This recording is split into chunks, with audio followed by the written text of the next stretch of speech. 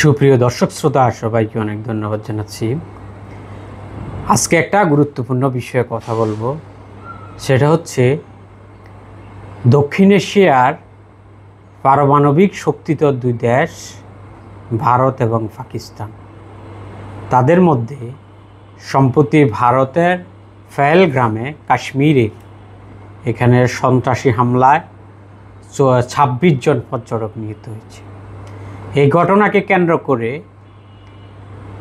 ভারত এবং পাকিস্তানের মধ্যে একটা উত্তেজনা বিরাজ করছে। এই বিষয়টা নিয়ে কথা বলবো। তো ফার্স্ট অফ অল আমি মনে করি যে কোনো সন্ত্রাসী হামলার আমরা নিন্দা করি, আর সেটা যদি হয় পর্যটক, সেটা তো আরও একটা নিন্দনীয় কাজ। এবং পর্যটকরা সেখানে নিত্য নতুন আবিষ্কারের আশায় বিভিন্ন দেশ ভ্রমণ করে। এখন তারা যদি টার্গেটের নিশানায় হয়, সেটা যে ধর্মের হোক, সেটা কিন্তু একটা অনাকাঙ্ক্ষিত বিষয়। এখন ভারত এই হামলার জন্য পাকিস্তানকে দায়ী করেছে। বস্তুত কি পাকিস্তানই কি এই হামলার জন্য দায়ী? এবং এই হামলার প্রতিশোধ হিসাবে ভারত ইতিমধ্যে সিন্ধু নদের যে চুক্তি, সিন্ধু নদী নিয়ে ভারত এবং পাকিস্তানের মধ্যে যে চুক্তি, সেই চুক্তি বাতিলের কথা বলেছে।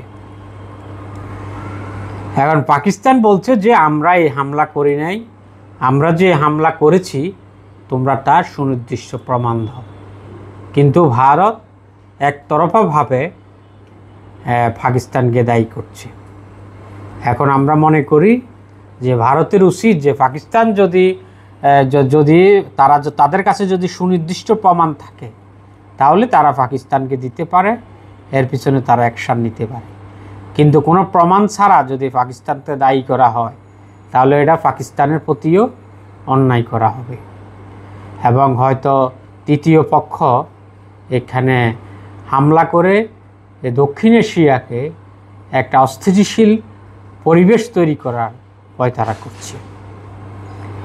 এবং যে কথা বললাম যে ভারত ইতিমধ্যে হামলার প্রতিশোধ হিসাবে অনেকগুলো ব্যবস্থা নিয়েছে, অ্যাট দ্য সেম টাইম পাকিস্তানও অনেকগুলো ব্যবস্থা নিয়েছে। তার মধ্যে ভারত যে ব্যবস্থাগুলো নিয়েছে তার মধ্যে উল্লেখযোগ্য হচ্ছে যে ভারতে তাদের যে সার্ক ভিসা আছে, ওই যে সার্ক ভিসা নিয়ে পাকিস্তানি নাগরিকরা ভারতে এসেছেন, ওটা তারা বাতিল করেছে। এবং ওয়াগন যে বর্ডার আছে ভারত দিয়ে পাকিস্তান ঢোকার জন্য, এবং ভারত পাকিস্তানের যে বিখ্যাত বর্ডার ওয়াগন বর্ডার, ওটা তারা বন্ধ করার ঘোষণা দিয়েছে। আর আরেকটা হচ্ছে যে ভারতীয় পাকিস্তান দূতাবাস যেটা আছে ভারতে, সেখানে তারা পাকিস্তানের যে সেনারা আছে তাদেরকে দূতাবাস ত্যাগ করার নির্দেশ দিয়েছে অ্যাজ আর্লি অ্যাজ পসিবল। আর পাকিস্তান প্রতিশোধ হিসাবে তারা তাদের যে ভারত যে আকাশসীমা ব্যবহার করে পাকিস্তানে, সেটা বন্ধ করে দিয়েছে। এবং কি আরও অনেকগুলো চুক্তি এবং আরও অনেকগুলো ভিসা যে চুক্তি আছে, ওইরকম ভিসা তারা বাতিল করেছে। আর ভারত যেটা বলেছে যে সিন্ধু নদীর চুক্তি তারা বাতিল করে দিবে। এবং পাকিস্তান বলেছে যে এই নদী চুক্তি যদি বাতিল করা হয়, সিন্ধু নদীর উপর যে সিন্ধু নদীর নিয়ে যে চুক্তি, তাহলে এটা হচ্ছে যুদ্ধের শামিল। আর পাকিস্তানের যে বিরোধী দলীয় নেতা যে পিলওয়ান ভুট্টো, সেও এটা নিয়ে কঠিন হুঁশিয়ারি দিয়েছে।